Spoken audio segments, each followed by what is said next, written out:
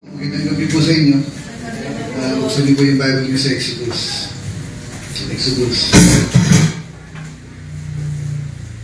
Exodus. No? Ilang linggo na lang, camping na. Okay na guys. Okay, dito po tayo sa Exodus. Simula po nung last Sunday. Yung anniversary dito sa Rizal. Binagin ko po ito. Pag-ikot ko sa camping natin. No? Kasi ang napapansin ko po, kapag sabihin natin, yung mga tao, number one, pag nag-pray, number two, pag nagsisermon, number three, kapag may ginagawa sila sa Panginoon, parang wala. No? Kumbaga pagka sabihin natin, pagka nag-pray, nag-sermon, o kung ano na ginagawa nila sa Panginoon, parang wala. No, napagit ko sa mga camping natin noong unang panahon, na minsan, ang dahilan kung bakit hindi nasasagot ang panalangin ay dahilan sa walang connect. No? Kahapon pa ako namuro problema dito sa relo ko dahil di battery ito. No? Sinacharge ko, yung charging niya ay yung pinapatong lang, wireless charging, tawagin. Ayaw talaga mag-connect. So, anong mangyayari niyan? Malolokan na. No? Kanina, pagka alis ko sa bahay, sinubukan kong i-charge sa kotse, sa sakyan. Hindi ko nakikita talaga nag-charge eh. Tapos ngayon, sinubukan ko ngayon dyan, dala ko yung charger ko para ma-charge. Bakit? Kasi malulokot siya. No? Ang pinakadahilan, sabi ko, ano kaya problema? Asa ng mali? Sigurado ko ako, nandun yan sa may connection. No? Hindi katulad kasi ng mga cellphone natin, charge mo yung Type-C o kaya Android. Okay na, pero pagkadating dito sa mga relong pinira sa amin ito, no? Kapag yung wireless charging, papatong mo lang yan. Minsan kapag medyo nakabalagtot ng ganyan, hindi tatalab eh. Chinarge ko kanina, yung neck. No, kaya, pero yun naman ako magagamit. Ang problema po sa atin, kapag nag-pray tayo sa Diyos, may hinihiling tayo, meron tayong gusto rin naman, hinihiling lahat yan eh. Kung di naman hinihiling, nagpupuri tayo, nagbibigay tayo. Yung kahilingan, gusto natin tumaga. Yung nagpupuri ka, ang Diyos may gusto tanggapin. Ano yun, yung papuri? Yes, gusto niya ang papuri ng mga tao. No? Ngayon, kung ikaw ay piling mo, Diyos ka, gusto mo rin purihin ka ng mga tao. So, mali. Ngayon, ang isang problema po ay yung walang connect. Parang kapag ka nag-pray ka, hindi mo alam kung pinakinggan ka ng Diyos o hindi eh. Hindi ba? Parang wala ka man lang sign na ang Diyos umuo. Parang ang hirap ng gano'n na nagpe-pray ka ng isang bagay. Pagkatapos, alam mo, parang hindi ka nakaka-connect eh. Wala kang witness, wala kang pakiramdam, wala kang kahit na ano, na parang ma-verify natin kung pinakinggan ka nga ng Diyos. No? Eh, kung paano gagawin natin kung gano'n? Eh, yung pinaka-basic po no, eh, by faith, hindi ka by feelings. Pero somehow, meron kang maliit na pakiramdam dun sa loob na sabi ng Diyos ay yes. No? Na halimbawa, sabihin natin, subukan yung mag-pray na halimbawa, sabihin natin, pag-pray niyo si Perlin na maging kayo. No? Eh, una-una, hindi ang Diyos ang sasagot ko kaya dapat si Perlin. Paano kayo walang Perlin? Ngayon, ang point ko po rito, asan yung ebidensya mo? Asan yung confirmation mo? Eh, kahit na Diyos kasi kailangan may confirmation, di ba? Bakit? Asan kaya yung confirmation mo na ang sagot ng Diyos ay yes? Ang hirap eh. Wala ka man lang ka-sign na sinagot na ng Diyos yung prayer mo na when you pray, believe, you receive. Oo nga, nag-believe ako pero totoo nga ba? Na natanggap ko na umuo na ang Diyos, gano'n. Eh, siyempre, papalik tayo sa by faith, pero alam niyo mga kapatid, merong isang pakiramdam doon sa loob na ang Diyos ay sumagot ng yes. Kahit sabihin natin 1% lang. Nakukuha niyo mga kapatid. Ngayon, kapag kasi nagpapalayas ka ng demonyo, by faith yun eh. Hindi naman pwedeng, hindi pwedeng hindi by faith. Lahat ng buhay natin ay by faith kasi the just shall live by faith. Ngayon, meron kasi yung time na nagpapalayas ka ng demonyo. Okay, sige, sabi natin dito, magpapalayas tayo ng demonyo. Paano mo malalaman lumayas na? Eh, nakita mo eh. Hindi ba? May mga demonyo nga, nagtatanungin ng gano'n, lumayas sa kaya ito, umalis na, pero yung mata niya, halata mo hindi pa umaalis. No? Kaya meron kang tinitingnan, meron kang confirmation na hindi pa lumayas o lumayas na. Pero paano kapag pinag-pray mo hindi mo nakikita? Paano kapag pinag-pray mo sa isabihin natin, palayasin natin yung demonyo rito sa bahay dahil nagkaaway-away sila, paano mo nalaman lumayas na hindi? Ang layo-layo naman. So, sabihin natin, pag-pray natin yung may prayer request sa inyo na isang bata na nadudwende. No? Tapos wala man lang communication, wala man lang cellphone. Pwede mong tanong ngayon, umalis na ba? Hindi. Paano mo masasabing, paano mo malalamang umalis na?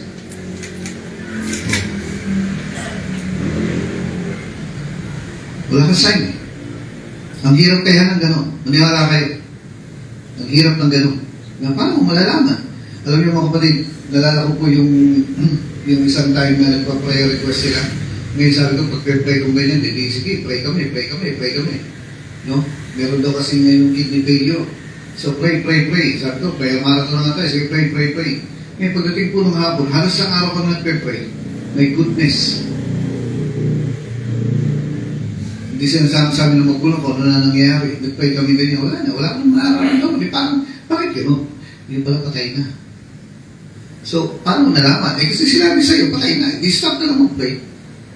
Ngayon, paano mo malalaman kung andito mismo sa harapan mo yung pinag-pray mo, masasabi mo tapos na. Lalo sa pagpapalayas ng demonyo mo, masamang espiritu, dali-dali. No? Pero paano kapag wala rito? Nandun sa maraming lugar at wala kang way para makapag-communicate sa mga tao kung na lumayas na hindi pa. Paano? Alam niyo, may sinasabi sa Jesus dati, sabi niya gano'n Panginoon, yung alipin ko, yung empleyado ko, yung kasama ko sa bahay, kung may sakit. May sabi niya, pupuntahan ko. May sabi niya, hindi mo na kailangan magpunta, Panginoon, sabihin mo na lang yung salita mo. Gagawin niya. Tapos sabi ni Jesus, sabi niya, laki ng faith nito ah. Sabi niya, mayo ka, yung alipin mo, magaling na. Buti pa yung may confirmation. Nagaling kay Lord. Magaling na. Kailan ka ba nakarinig na pinag-pray natin yun, tapos bigla sasabihin ng boses sa'yo, magaling na siya, ha? Gagano ba Wala! Walang gano'n. Ngayon, ang napansin ko po rito, merong sabihin natin na kapag kami pinag-pray ka na umuuna ang Diyos, so sabihin natin, yes, mga kapatid ha, by faith, believe you receive kahit walang sign. Pero may mga bagay na alam mong ayan na at wala ka. Bakit? Merong maliit na sign na nagsasabi na kahit nasabi natin 0.1% lang, meron dun sa, alam mo, di ba, confess tayo ng confess, salamat sa cellphone, salamat. At ang salita ay naging, ano sabi ng Bible? Nang panimula ay ang salita at ang salita ay Diyos at ang salita ay naging laman, di ba? Ngayon yung confess mo, yung confession mo nagkaroon na naging cellphone. So, paano mo malalaman ngayon? Merong, hindi ko po masabi, hindi ko ma-distinguish, hindi ko masukat, pero may something doon sa loob na nagsasabing, tapos ka. So, yung pagka narinig nyo, pag nalaman nyo, pag naramdaman nyo, doon sa pinakaloob, hindi mo na kayo mag-confess eh. Mag-confess ka man hindi, okay na. Pero kahit wala, confess ka na confess. Paano mo malalaman? Kasi yan nandun sa loob. Yung yan, ang hirap-hirap no. Maniwala po kayo. Hindi ganun kadaling madetect yun. At kailangan maging matalim ka, kailangan maging sensitive ka. Paano nga? Ang isa po nakakapagtuntamin kung sabihin nakakapamanhit ng pakiramdam natin ay nag-work in music ka, nag-work in something. Nakikinig ka parang pinupuno mo ng YouTube, pinupuno mo ng TikTok, pinupuno mo ng sanlibutan, pinupuno mo ng mga chismis o kung ano pa man, lalo na yung mga galit, puot, inis. Pinupuno mo yung sarili mo, magiging manhid ka. Alam niyo po ba yung mga Nazareno? Kasi hindi lang naman sa Jesus ang Nazareno, si John the Baptist, Nazareno rin. Nazirite, kung tawagin, Nazirite. No? Si Jesus taga-Nazaret, pero wala tayong lugar nila, lugar yun. Yung Nazareno, isang tao to, parang Ermitano. At si John the Baptist, at si Jesus, at sino yung pinakamalakas na tao naman pa ng si Samson, no? Nazirite yan, Nazareno yan. Ngayon ito po, maraming bawal sa kanilang gawin o kainin. Bakit makukontaminate yung sarili nila? Bawal ako yung nang-alak sa kanila eh. Oh. Bawal sa kanila. Bakit? Kasi mawawala yung pagiging sensitive nila. Tingnan niyo po, no, sinabi po ng Biblia na yung lakas ni Samson ay nagagaling sa buhok. So, nung ginawa pinaputol, yan. Nag-bangs. No? Si Samson, ano nangyari? Nawala yan. Yung lakas niya. Kaya, yung lakas po natin, yung nagagaling po sa spirito natin. So, kapag hindi mo iingatan yan, my goodness, yung lamesa nga namin, lagi namin iniingatan. Bakit? May mga malalaking bibig na gusto kong tumalon doon sa lamesa. Mga kulay brown. May mga aso namin. So, iniingatan yan. At kung hindi mo ingatan ang relasyon mo, hindi mo ingatan ang yung prayer life mo, hindi mo ingatan yung Bible reading mo, huwag kang dumidikit o sumasa dito sa mga madudumi. Bakit kasi? Magkakaproblema ka. Ngayon, merong maliit na magsasabi sa'yo na okay na. Wala mo, hindi confess eh. Confess mo man hindi. Alam mo, bakit yun na. Believe you receive and you shall receive. No? Hindi mo lang natatanggap eh. Pero hanggang kailan ako magkukonfess? Mayroong maliit na grabing liit naman ito. Na magsasabi sa'yo, okay na. So, whether confess mo man o hindi, mag-take ka man o hindi, alam mo, nandiyan. So, nasa part natin yung bagay na yun. Ngayon, yun nga, sabi ko nga nun, walang connect eh. Kapag ka nagpe-pray ka, parang walang connect na parang, alam ko, narinig na ako ng Diyos. Pero, narinig ko nga, hindi ko alam. So, hindi mo alam eh, kung magtutuloy ka pa o hindi na. No? Minsan, alam niyo po, yung pagpapatuloy natin, pray, ay negative na. Nasa negative ka na. Kasi kung talaga naniniwala ka na tanggap mo na, hindi ka magpe-pray. Pero dahil sa kape-pray mo pa, hindi mo alam, yung prayer mo ay an act of unbelief. Na sa halip na by faith. Nalala ko po isang tao na nagpapapray na kinuha niya yung microphone, sabi niya, pag-pray nga natin si sister kasi sinubo sa ospital. Kasi pray yung mga tao ngayon. Tapos kinabukasan na naman, magpo-close na yung service. Parang sunod-sunod na service to. Lumapit na naman yung tao, sabi niya, pag-pray natin ulit kasi nasa ICU pa si sister. Kinuha ulit yung microphone, pray sila gano'n. Narinig ko nung isang bisilang pastor, sabi niya, ito po yung boses, sabi, ngayon, inalis na nila sa kamay ko. Ako niya po, sabi niya, ngayon, inalis na nila sa kamay ko. Bakit? Kasi kung naniniwala ka sinagutan ng Diyos yung prayer mo kahapon, bakit ulitin mo pa ngayon? Ngayon, kape-pray mo. Ano nangyayari? Nagpapakita ka lang na walang pananampalataya. So, paano mo matidistinguish yung ganito? Eh, walang school na ganito eh. Kaya na-experience sa magtuturo sa'yo at may mga tao na hindi ganun kabilis, katulad ko. No, pero, kung hindi natin pag-aaralan ito, nakikita ko po, maliit ang mga accomplish natin sa buhay natin. Kaya nasabi ng Biblia, study to show yourself approved. So, paano gagawin mo ngayon? Sinasabi ko po sa inyo, meron dun sa maliit na nagsasabi ko sa loob, inward witness na nagsasabi, okay, nag-guess nyo mga kapatid. Ayan. Meron po kami isang kamag-anak na nag-aaway, ganyan. Kitiaway nila. Ngayon, sinasabi nila sa akin na pastor, sabi nila sa akin pastor, insan, pray nga natin ito. Sabi ko, sige.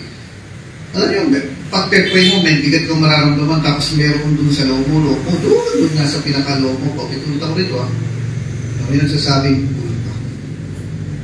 paano mo malalaman?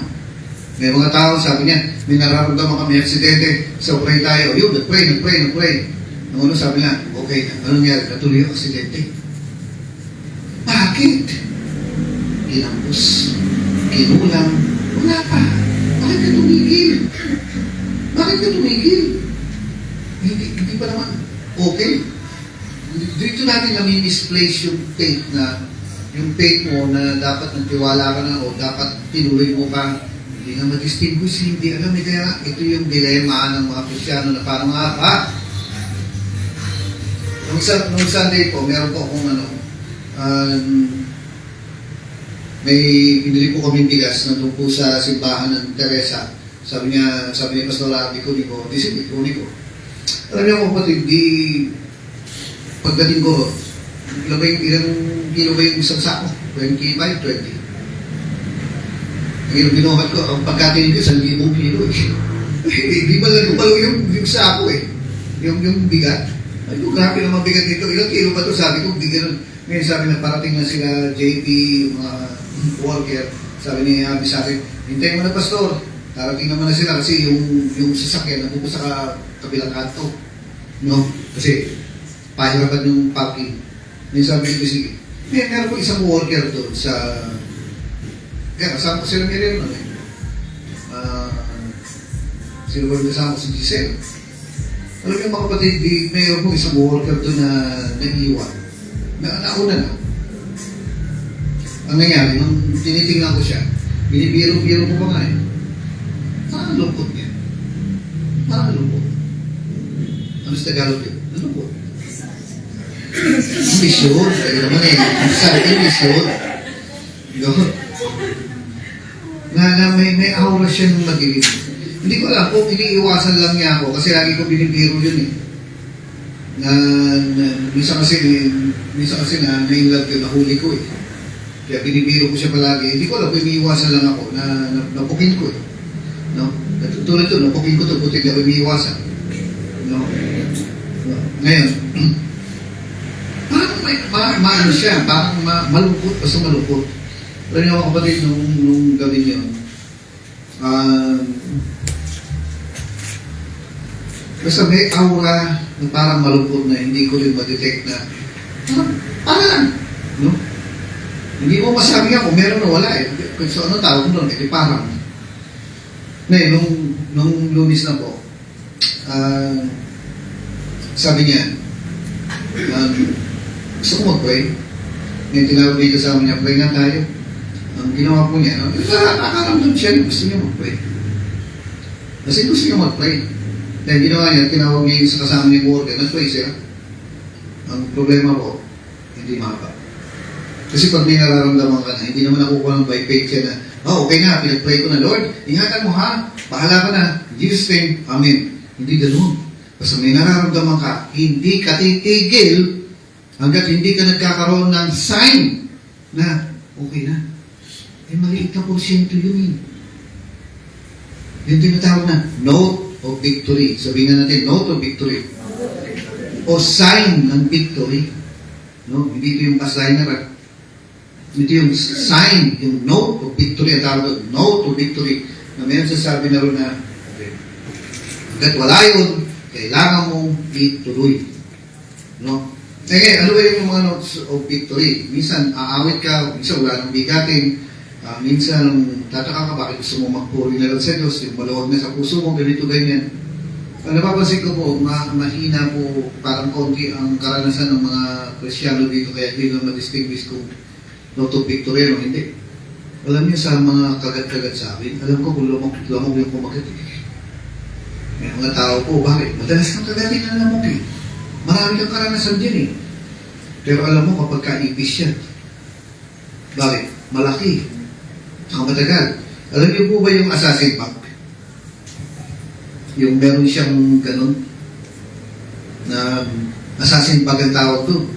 Na maliit lang siya, parang surot, pero meron siyang parang isang pangit na kapag ginano niya, lalabas siya ng kumanda.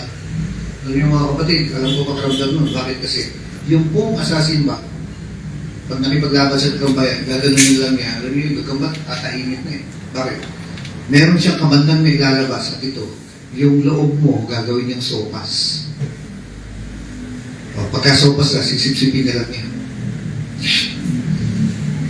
Yung loob mo, tutunawin niya. Talagang tutunawin niya yung tissues mo, yung laman mo, sisipsipin na lang niya, liquid mo. No? May isang kinagat ako niyan sobrang sakit pinalo ko siya, patay. Tapos na-examine ko, alam niyo yung panggano niya, yung pang-injection niya, ang tigas. Alam niyo, kinabukasan yung tako na pinalit niya, may uka na. Natunaw yung laman ko. Sa tindi ng kamandag niya, natunaw. Eh ngayon,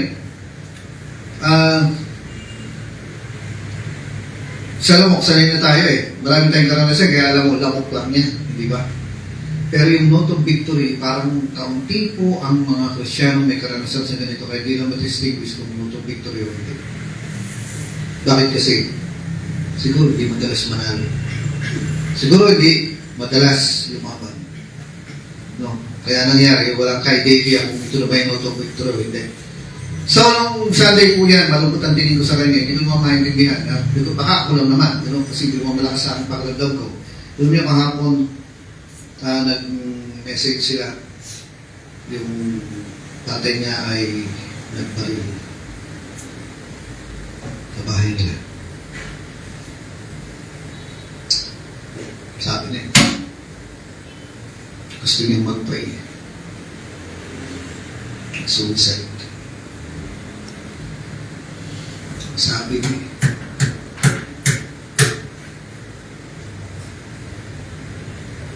nagising na nga siya. Ibig sabihin siya, nagising siya. Alam niya, hindi niya kayang mag-isa.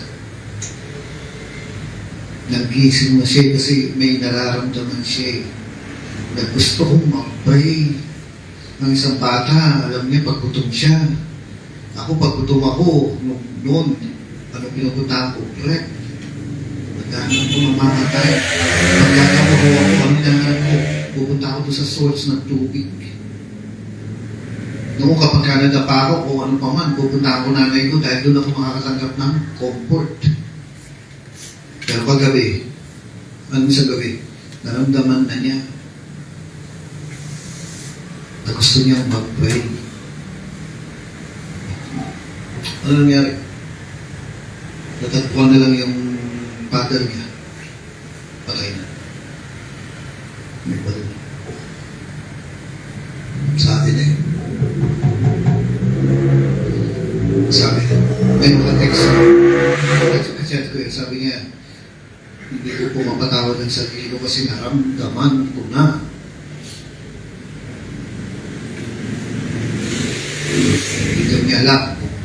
Sabi niya, wala po ko ibang pwede sisip, kundi ang sarili ko kasi naramdaman ko na.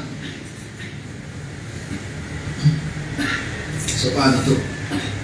Kaya pala, doon po yun. Ngayon, nakikita ko siya nung Sunday na parang malungkot siya. No, kasi pumasok ako sa loob para buhatin ko yung sansakong bigas eh. Nakita ko siya, malungkot siya eh. Hindi, kahit sabihin mo, nahalata ko yun. Naramdaman ko yun. Ano pa kwenta niya? Huli na. Too late na. Kaya, may babalik mo pa ba yan? Hindi. Wala tayong perfect na sisingin kundi sarili lang natin. Kasi, nagbigay ng warning ang Diyos. Kaya hindi mo masisi ang Diyos eh. Paulit-ulit na lang itong mga karanasan ng mga tao.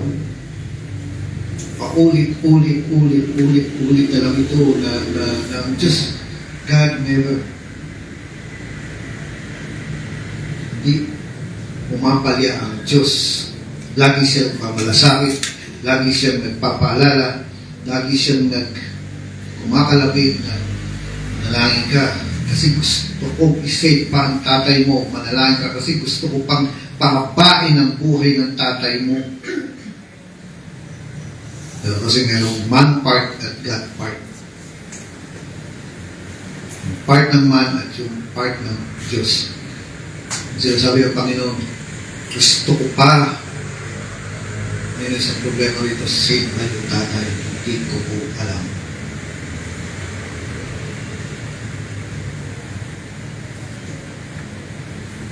Pero ayaw ng Diyos mamatay sa oras na ito. Ayaw niya. Hindi ko po alam, hindi ko po siya natanong ko ilang taon na siyang worker, pero naalala ko po, kinukwento niya. May pinagsabihan siya, sabi niya gano'n, nung daw siya ay nag-worker, I think 2-3 years na siya born again. 2-3 years na siya nag-worker, hindi po matandaan. Pero may nagkwento po na sabi niya, nung time daw na nag-worker siya, nagkaroon siya ng panaginip, at doon sa panaginip niya, nakita niya ang father niya nasa kataon.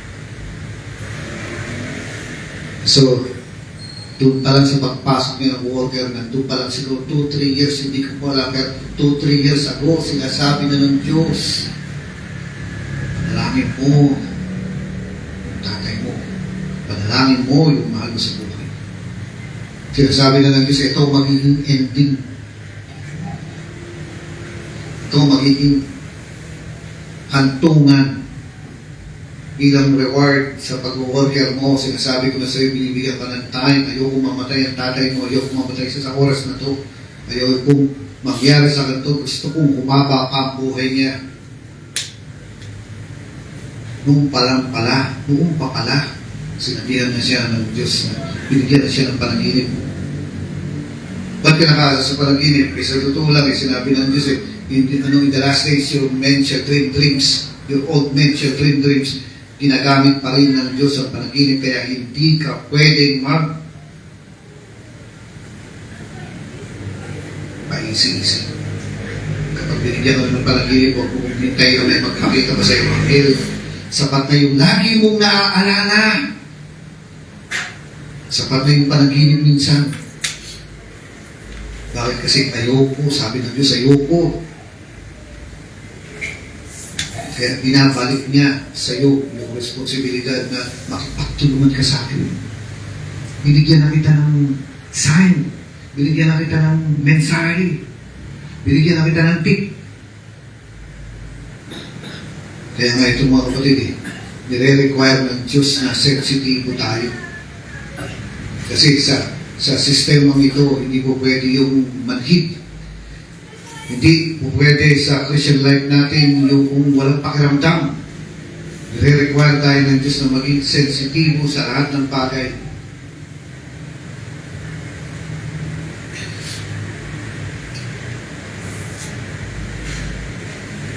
Nalala ko po nung time na yung si tatay ko naman, father ko mamatay na 2 years before, nandun na may sinasabi na ng Diyos. Hindi naman para mapigilan tayo sa sakit, hindi para i-ready kami. Pero may mga bagay po, may mga tao po, may mga sitwasyon po na gusto na Diyos extend pa. Ganun kabuti ang Diyos sa atin, pero ganun pa tayo kabuti sa mga mahal natin sa buhay. Isa totoo lang, hindi naman kailangan, alam niyo ba yung cramming? Sa exam, ano yung cramming? Exam bukas na yung kamot ka pala mag-review. Hindi, pa. Gusto nang Diyos, pinag-pray mo na. Kaya hindi tayo pwedeng maging insensitive sa mga ganitong mga bagay. Kasi doon sa loob mo, merong isang nagsasabing,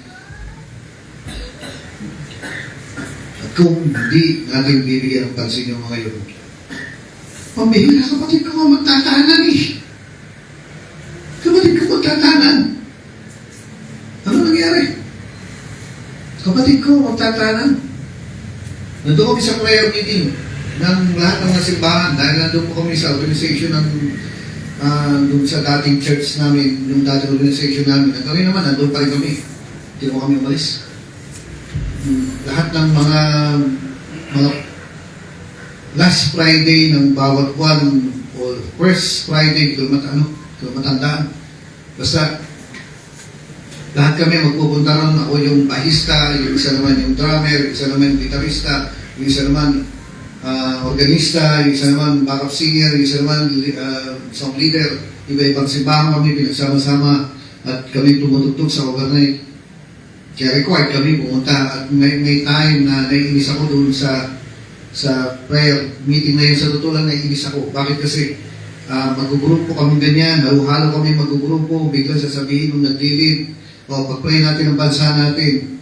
Simula kami mag-pray. Alam niyo, wala pang 1 minuto. O pag-pray naman natin yung barangay natin. Hindi pa kami tapos. Ang bilis-bilis ko naman. Nga may pag-pray po natin yung simbahan. Kumaga parang nagsisimula ka pa kaya, Lord, tinataas namin sa iyo, bansa namin, Panginoon yung Presidente. Pag-pray na naman daw yung iba. Pag-pray.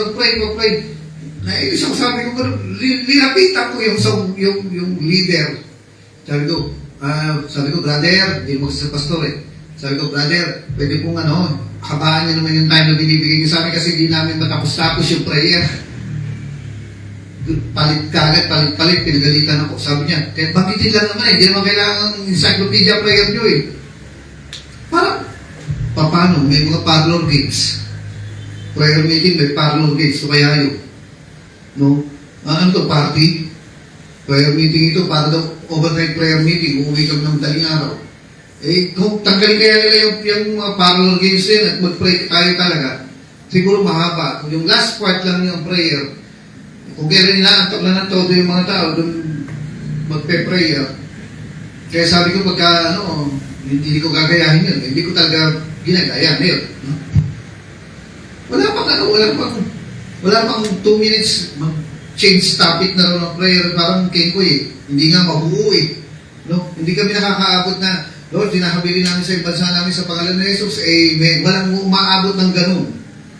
Kasi, change item na. You know? Kumbaga, parang, free shipping na, pero pwedeng refund.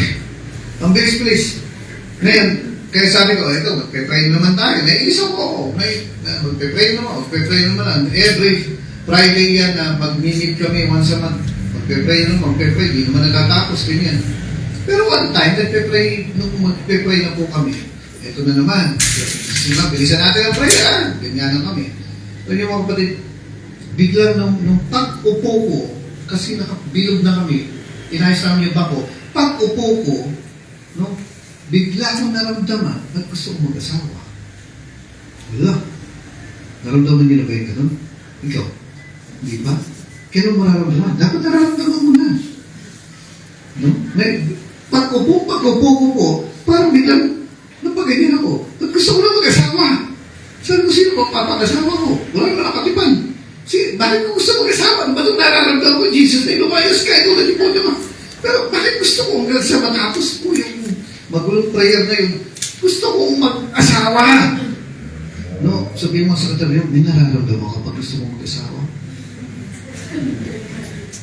Hindi ko kung talaga maintindihan ba't gusto mong mag-asawa. Sabi ko, wala na akong mapapangasawa. Bakit ganito ang pakiramdam ko? Exit ko po yung time. Yung pala, yung kapatid ko, magtatanan. Sabihin mo sa katabi mo, pag naramdaman kong gusto kong mag-asawa, okay, sabihin mo, pag naramdaman ko gusto ko mag-asawa, siguro magkakala ka.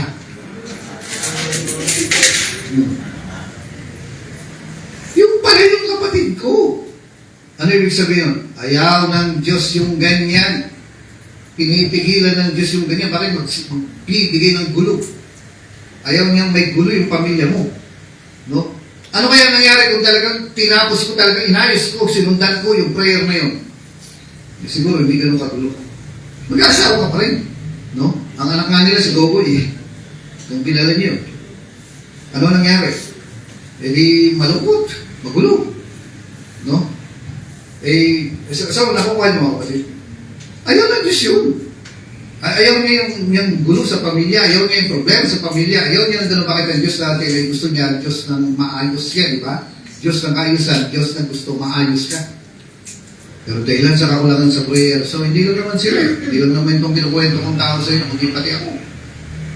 Pwede nang magkulang sa panalangin at ang dulot, magbibigay ito ng mga tampo, sama ng loob, lungkot sa mga magulang natin. Amen?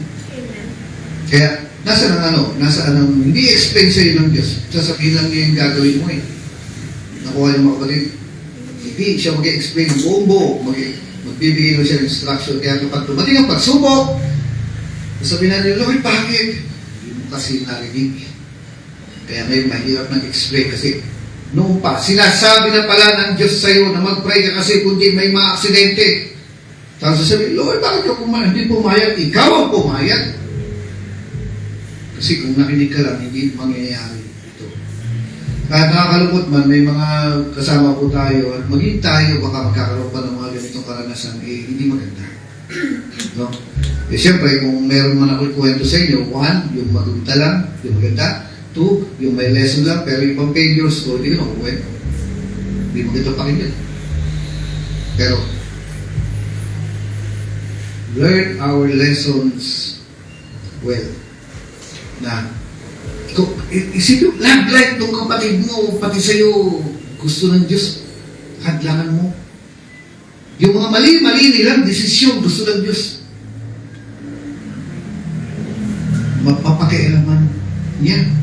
Pero mangyayari lang yan kapag ultimo, paulit-ulit na lang po, ultimo yung pamangkin ko, nakwento ko na sa inyo doon. Nagko-computer nga ako doon sa kabila, di ba? Doon sa dating Masena, naisip ko siya, wala nang explanation ng Diyos. Basta naisip ko lang siya. Pagkatapos kinabukasan, naisip ko na naman siya. Wala pa rin explanation ng Diyos. Tapos ang pangatlong araw, naisip ko na naman siya. Sinasabi ng Diyos sa akin, mag-pray ka. Nag-pray ako pero maliit. Yung nga, sinasabi ko po sa inyo, hindi mo nabayaran lahat ang sinisingil para hindi matuloy yung problema. So, bandang ulit, sabi niya sa akin, Uncle, papray niya ako. Sabi ko, bakit? Sobrang sakit ng tiyan ko. Supakupo ako. So, ano nangyari? Ang kapatid, na-hospital siya. No? Gusto ba ng Diyos yun na ma-hospital ka? Hindi. Gusto ba ng Diyos yun na nagumasas ka ng hipo? Hindi. Gusto ba ng Diyos na maapala ka sa pagbabantay sa hospital? Hindi naman kasi pamangkin ko yun eh. Pero, ayaw ng Diyos. Kung sa'yo okay sa Diyos, hindi. Pero dahilan sa nagkulang kang manalangin, nagkulang kang ipanalangin, nagkulang kang magbigay ng time doon sa bagay na ano nangyari. Nagkakuisyo kayo, pareho. Hindi sana gusto ng Diyos. Kaya kahit naman ako, may failures eh. Yung nga lang, maganda po itong lesson na magandang may sabi na ito para hindi na natin tularan. Amen. Tingnan nyo, mas mapagkira ng Diyos. Saan lang sa Bible niya gano'n? Sabi niya gano'n, casting all of your cares upon Him, for He cares for you. No? Tingnan mo nga, Diyos na, nagpamalasakit sa'yo. Sige, sabihin natin ito si Arian. No? Naglalakad siya. At napadukot siyang gano'n at nalaglag yung picture ng crush niya. Nalaglag. Hindi na malaya. Hindi na nagpapalasabi, pwede kong pulutin. Sabi, Arian, May! O kaya nalaglag yung panyo. O nalaglag yung 100 habang naglalakad siya. At nandun ako nakasunod sa kanya. Ngayon, pagka nakita ko nalaglag niya, nung pupulutin ko, sabihin ko, May, nalaglag mo ito. Bakit? Yun ang tinatawag na ang Diyos ang mamalasakit. Kasi all of your cares upon Him, for He cares for you. Ngayon ko sa'yo, nagkikira ng Diyos pati sa mga bagay na nalalaglag mo. Pati sa mga bagay na nalalaglag mo, nagkikira ng Diyos. Sino yung mga yan? Bakit sabihin natin na pabayaan mo na yung kapatid mo, magulang mo, sino ba? Yung mga taong yun na maaaring nalaglag na pero ang Diyos nagmamalasakit pa rin sa iyo. No? Kaya, umiwas mo tayo sa nakakapagparumi ng katawan at ng spirito natin. No? 2 Corinthians chapter 6 at chapter 7, ang sabi niya, umiwas kayo sa nakakapagparumi. Lahat ng may hiningan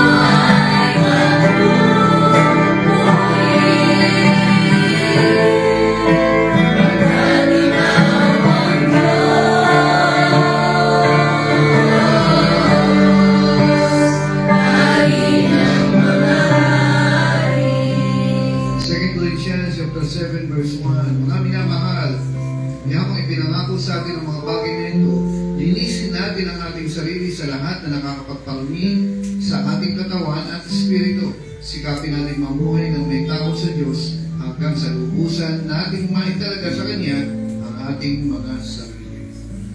So, linisin natin ang ating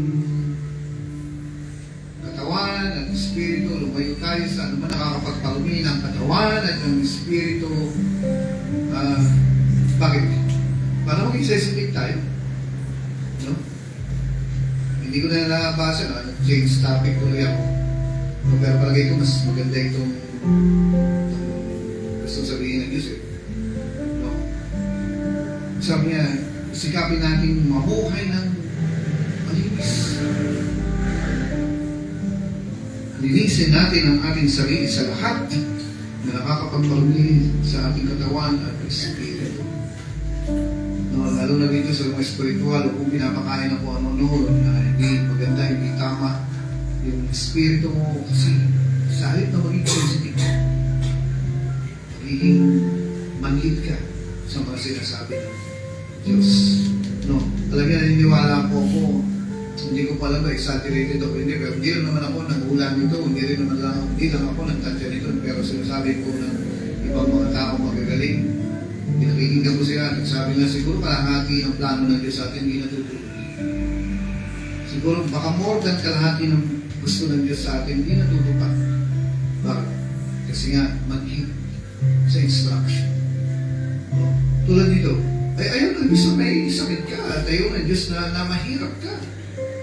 And yet, ang dami pong mga, mas marami pong mga may hirap na Kristiyan, at ang dami-daming mga Kristiyanong may sakit, dahil yun sa hindi na matutupad, hindi lang makuha yung bagay na ito. No? Kaya nga, nilalabanan ko po yung sakit na yan, at yung kahirapan na yan, kaya every week, pinipili ko po yan ang topic ko sa loob isa, 2, 3 taon, puro yung kalooban ng Diyos. Walang pinlano ang Diyos sa atin na maging failure tayo, na maging talo tayo. Kundi puro tagumpay. We are more than conquerors, yan sinasabi. Pero ang isang paano mangyayari? Ito ang sensitive ka. Dahil buti nga sa'yo, meron chat na dumarating o kaya may phone call na dumarating. Pero walang ganun ng Diyos eh. Nakabase lang siya doon sa loob mo, na magraradyo siya doon. Mag-walkie-talkie siya doon. At kung hindi ka sensitive, mamimiss mo yung magandang plano ng Diyos sa iyo. Kaya hindi kaya ko po kayo mga kapatid. Sabi niya, linisin natin ang anumang nakakapagparumi sa ating katawan at spirito. Marami pang sinasabi ang Diyos dito, pero okay na itong part na to. Huwag mo pinupuro ng TikTok, ng telenovela, yung iisip mo, okay, may time, kailangan mo talaga pag-aralan yung mathematics kasi nag-aaral ka.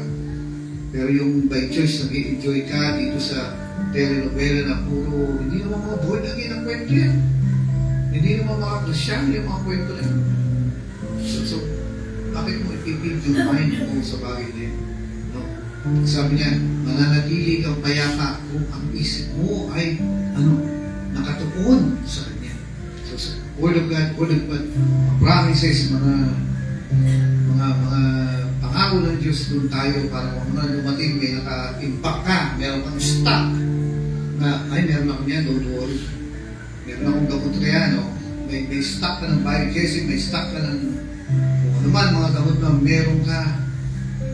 Pag dumating yung mga ganong mga sitwasyon, meron kang stock ng mga pangako ng Diyos na itong gagamitin para kumalik ka doon sa sakit. Amen.